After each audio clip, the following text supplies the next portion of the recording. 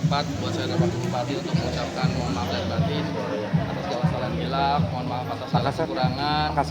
Dan inilah kami apa adanya, sebisa mungkin kami bekerja semampu kami dan tentu banyak kekurangan. Sekali lagi kami ucapkan mohon maaf dan akan kami optimalkan ke depannya. Dan tentu teman-teman pengen tahu terkait tentang urusan Bupati Jepang ya? Dengan kedatangan Bapak mungkin kepergian ke Jepang. Oke. Ya. Jadi mungkin saya ceritakan sedikit. Kepergian saya ke Jepang itu sudah saya rencanakan tahun lalu.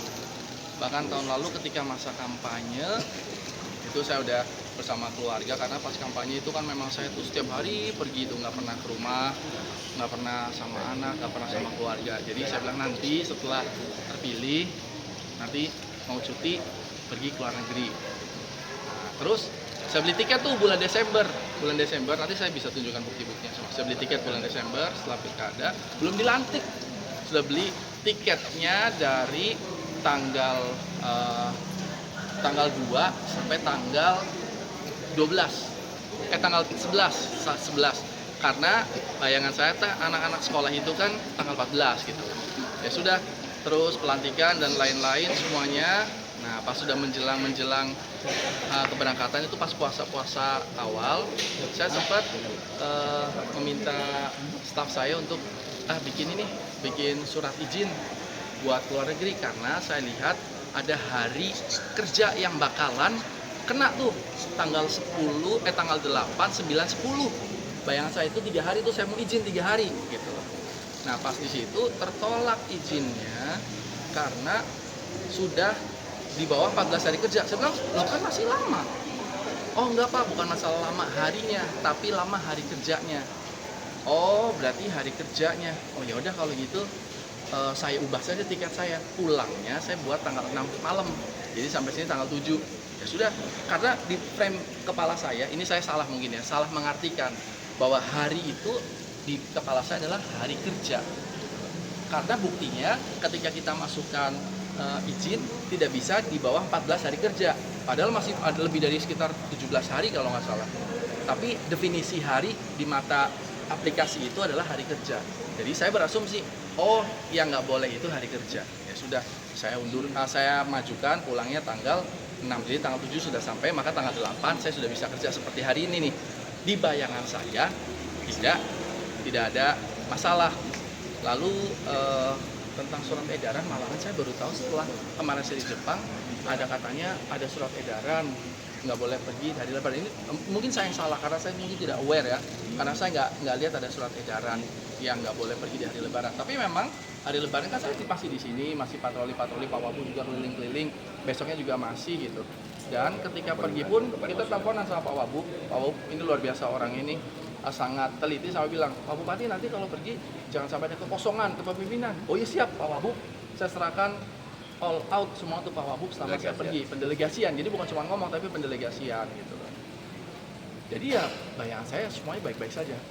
Ternyata pas saya pergi di sana, persepsi saya tentang hari itu salah. Maka dari itu saya langsung menghubungi Pak Gubernur, terus terjadi percakapan. Ya saya harus menjelaskan juga ke kementerian. Maka hari ini saya akan ke Kementerian Dalam Negeri untuk memberi penjelasan, klarifikasi. Apakah saya salah? Saya merasa salah karena saya salah dalam mengartikan hari itu adalah hari kerja. Sementara di kepala saya hari itu hari kerja, tapi ternyata saya juga masih belum tahu yang sebenarnya itu hari kerja atau hari jumlah hari gitu.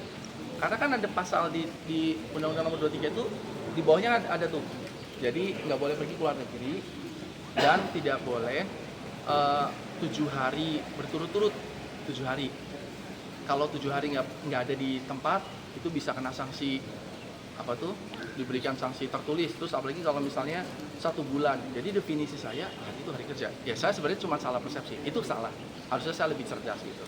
Maka dari itu saya mau datang ke Kemendagri di sini. Jadi pas penerimaan surat edaran itu Bapak memang tidak tahu, Pak? Saya nggak tahu. Surat edaran itu sudah beredar, tidak tahu? Saya nggak tahu.